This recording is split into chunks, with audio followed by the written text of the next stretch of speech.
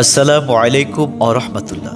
প্রিয় ভাইরা, আজকে আমরা জানবো আমাদের প্রিয় নবী সাল্লাল্লাহু আলাইহি সাল্লামের 40টি হাদিস।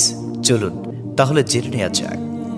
নাম্বার 1, রাসূলুল্লাহ সাল্লাল্লাহু আলাইহি সাল্লাম বলেন, যে ব্যক্তি আমার 40টি হাদিস আমার উম্মতের কাছে পৌঁছাবে তার জন্য আমি কিয়ামতের দিন বিশেষভাবে সুপারিশ করব। সুবহানাল্লাহ। নাম্বার 2, মানুষের মধ্যে যারা মৃত্যুকে বেশি করে স্মরণ করে এবং তার জন্য প্রস্তুতি নেয় তারাই সবচেয়ে বুদ্ধিমান। নাম্বার 3, প্রত্যেক জিনিসের জাকাত আছে, আর দেহের জাকাত হচ্ছে রোজা। নাম্বার 4, যে তার সময় আল্লাহর জন্য ব্যয় করে না তার জন্য জীবন অপেক্ষা মৃত্যু শ্রেয়। নাম্বার 5, যারা সব সময় ইস্তিগফার তথা ক্ষমা প্রার্থনা করে তাদের সাথে উঠা বসা করুন, কেননা তাদের হৃদয় সবচেয়ে কোমল হয়।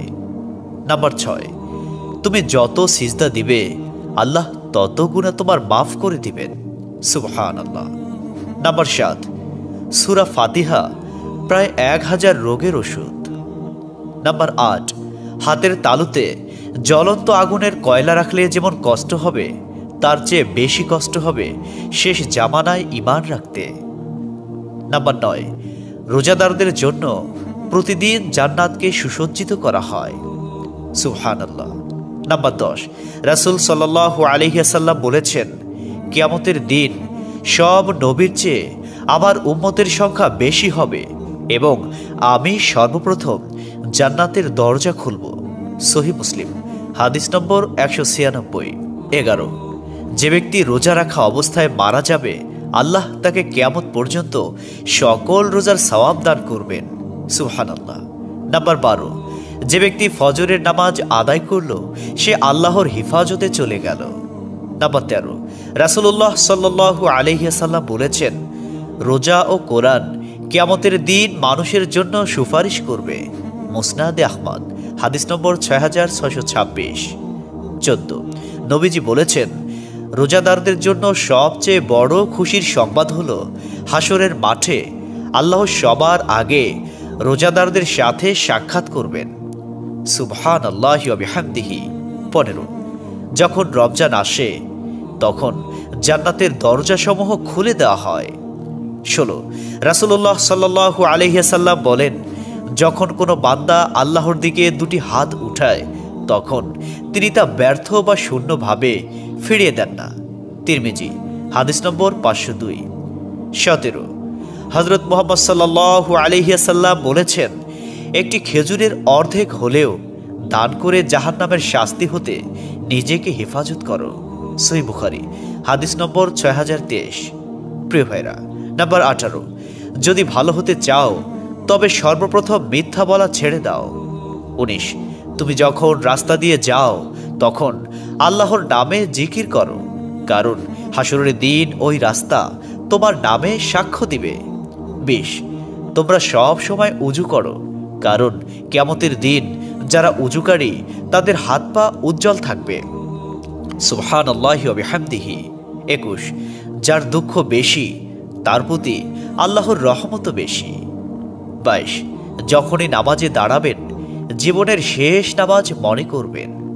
23, যে মহিলা গর্ভাবস্থায় 1 খতম কোরআন পাঠ করবে তার গর্ভের ওই সন্তান একজন নেককার বান্দা হিসেবে দুনিয়াতে আগমন করবে। সুবহানাল্লাহ। 24, চুপ থাকার কারণে মানুষের যেই মর্যাদা হাসিল হয় তা 60 বছর নফল ইবাদত হতে উত্তম। সুবহানাল্লাহ। 25, রাসূলুল্লাহ সাল্লাল্লাহু আলাইহি ওয়াসাল্লাম বলেছেন, জান্নাতের সবচেয়ে নিকটবর্তী আমল হলো সময় মতো সালাত আদায় করা। সহিহ মুসলিম, হাদিস নম্বর 260। 26, যে ধোঁকা দেয় সে আমার উম্মতের অন্তর্ভুক্ত নয়। 27, তুমি জানো তুমি সঠিক তবু তর্ক করো না, তর্কে জড়াইও না। 28, হযরত মুহাম্মদ সাল্লাল্লাহু আলাইহি ওয়াসাল্লাম বলেছেন, তোমরা বিপদে পড়ে মৃত্যু কামনা করবে না, বরং বলবে, হে আল্লাহ, যে পর্যন্ত জীবিত থাকা আমার জন্য কল্যাণকর আমাকে ততক্ষণ জীবিত রাখুন, এবং যখন মৃত্যু আমার জন্য কল্যাণকর তখন তুমি আমাকে মৃত্যু দাও। 29, সূরা ইয়াসিনকে কুরআনের হৃদয় বলা হয়। 30, হযরত মুহাম্মদ সাল্লাল্লাহু আলাইহি ওয়াসাল্লাম বলেন, মায়ের একটি কষ্টের নিঃশ্বাস 7টি দোজখের চেয়েও ভয়ঙ্কর, আর একটি সুখের হাসি 8টি বেহেশতের সমান। সুবহানাল্লাহ। 31, যে অন্যের বাবা মাকে গালি দিল সে যেন নিজের বাবা মাকে গালি দিল।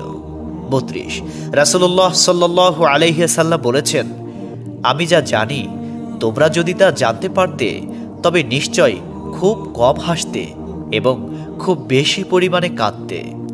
30, মানুষ যদি মৃত ব্যক্তির আর্তনাদ দেখত এবং শুনতে পেত তাহলে মানুষ মৃত ব্যক্তির জন্য কান্না না করে নিজের জন্য কাঁদত। 34, মহানবী সাল্লাল্লাহু আলাইহি ওয়াসাল্লাম বলেছেন, সূরা ফাতিহা তোমরা ধীরে ধীরে পাঠ করো, কারণ মহান আল্লাহ নিজে তার জবাব দেন। সুবহানাল্লাহ। হাদিস সূত্র মুসলিম 910। 35, রাসূলুল্লাহ সাল্লাল্লাহু আলাইহি ওয়াসাল্লাম বলেছেন, কিয়ামতের দিন যে জিনিসটি মুমিনদের পাল্লায় ভারী হবে সেটি হচ্ছে সুন্দর চরিত্র, আখলাক। আবু দাউদ হাদিস নম্বর 4101। 36, কবরের ভিতরের প্রথম চাপ পৃথিবীর সকল কষ্টকে হার মানিয়ে দেবে। 37, হযরত মুহাম্মদ সাল্লাল্লাহু আলাইহি ওয়াসাল্লাম বলেন, যে ব্যক্তির অন্তরে এক সরিষা দানা পরিমাণ অহংকার থাকবে সে জান্নাতে প্রবেশ করতে পারবে না।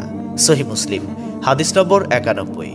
38, কিয়ামতের দিন ওই ব্যক্তির জন্য সুপারিশ করা হবে যে প্রচুর শীত উপেক্ষা করেও ফজরের নামাজ আদায় করল। 39, নিশ্চয় মহান আল্লাহ নম্র, তিনি নম্রতাকে পছন্দ করেন। তিনি নম্র স্বভাবের লোকদেরকে যা দান করেন তা কঠিন স্বভাবের লোকদের দান করেন না। আবু দাউদ হাদিস নম্বর 4807। 40, কবর মানুষকে দিনে 70 বার স্মরণ করে এবং ডাকে। আল্লাহ সুবহানাহু ওয়া তাআলা আমাদের সঠিক জ্ঞান এবং বুঝার তৌফিক দান করুন এবং আমাদের এই সমস্ত হাদিস সমূহের উপর আমল করার তৌফিক দান করুন। আমিন।